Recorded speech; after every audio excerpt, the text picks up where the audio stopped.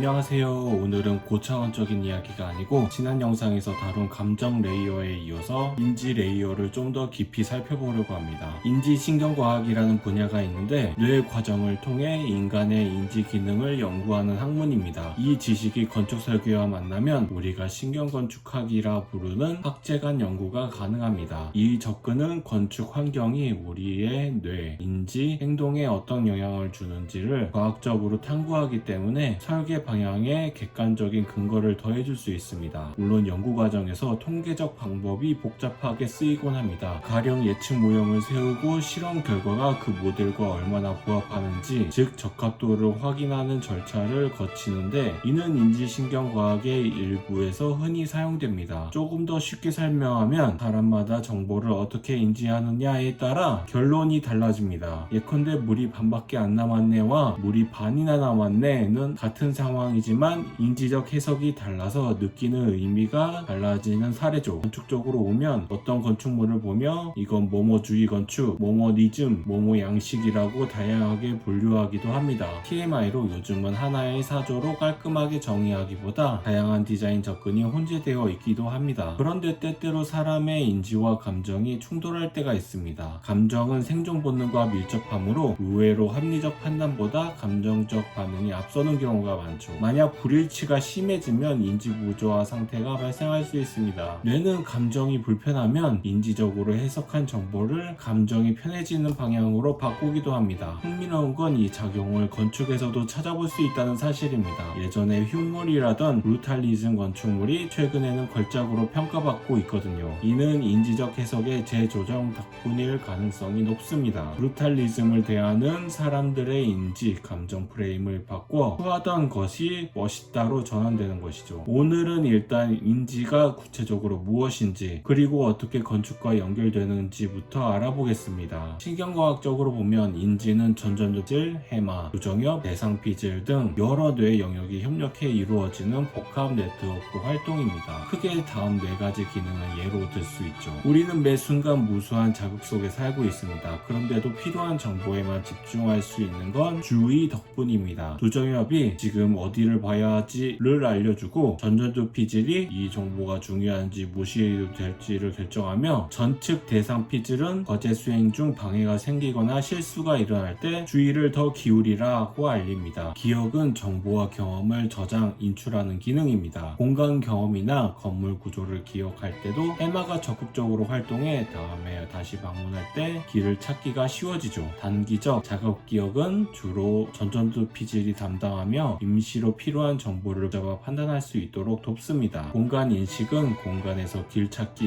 위치 파악, 물체 간 거리와 관계의 이해입니다. 건물이나 도시에서 길을 찾을 때 우리는 부정엽과 해마를 비롯한 뇌 구조를 총동원합니다. 부정엽은 물체끼리의 거리, 내 몸과 위치의 관계를 계산해서 시공간적 지도를 구성합니다. 해마는 이 길을 한 번 지나갔구나를 인지지도 형태로 저장, 특정 위치에선 장소 세포가 활성됩니다. 정보 처리는 주변 감각 정보를 해석하고 행동을 결정하기까지의 전 과정입니다. 뇌는 여러 감각 피질에서 기초 처리를 하고 전전두 피질이 이 일을 종합해 지금 어떻게 행동할지 결정합니다. 여기엔 작업 기억과 주의가 잘 협력해야 혼선 없이 신속하게 의사결정이 가능합니다. 이 중 하나라도 잘못 작동하면 우리는 길을 잃거나 정보를 놓치는 등 생활에 불편을 겪습니다. 측정 방식은 주의, 아이 트래킹, 기억, fMRI, 공간인식, EEG, 정보 처리는 FNIRS가 자주 시도됩니다. 제가 측정은 안 해봐서 틀릴 수도 있습니다. 방금 설명한 주의, 기억, 공간인식, 정보 처리 같은 인지 기능이 서로 협력해서 공간 스키마를 만들게 됩니다. 우리가 어떤 환경에 들어가면 건물이 이렇게 생겼을 거야, 이 길은 이런 식으로 연결됐을 거야, 아 여기도 대충 이런 식이겠군 하고 예측이 가능해집니다. 그게 바로 공간 스키마 덕분입니다. 특히 해마, 부정엽, 전전두 피질 등의 뇌 영역이 핵심 역할을 합니다. 그러면 이 과정을 좀 더 구체적으로 살펴보겠습니다. 초기 노출은 해마가 장소세포 발화로 인지지도를 급속히 형성하고 주의가 집중되어 있으면 더욱 안정됩니다. 반복 노출은 해마의 재활성으로 기억이 통합되고 유사한 공간들 간의 중복 구조는 전전두 피질로 일반화됩니다. 장기 저장은 스키마가 대뇌 피질에 자리 잡아 새로운 환경에서 신속한 학습과 추정을 돕게 됩니다. 정리하자면 공간 스키마는 인지 차원에서 형성되고 인지와 감정은 건축 경험에서 복합적으로 작용합니다. 사람들은 기존 스키마를 기준으로 공간을 해석하지만 그 스키마가 깨지면 부정적 감정이 들 수 있습니다. 시간이 흐르면서 해석이 다시 재구성되면 신선함과 경외감으로 평가가 바뀌기도 하죠. 브루탈리즘 건축물이 흉물에서 걸작으로 변신한 사례가 이를 잘 보여줍니다. 미의 인식은 결코 고정된 것이 아니라 인지적 해석과 감정적 수용에 따라 변화합니다. 초기에 거부감을 일으키는 공간도 사용자의 인지, 감정 프레임이 전환되면 얼마든지 호감이나 경외 대상으로 바뀔 수도 있습니다. 건축가나 디자이너는 이러한 뇌와 마음의 덩어리를 이해함으로써 처음엔 낯설지만 나중엔 깊이 사랑받는 공간을 설계할 수 있습니다. 다음 시간엔 감각 레이어를 다루겠습니다. 시청해주셔서 감사합니다.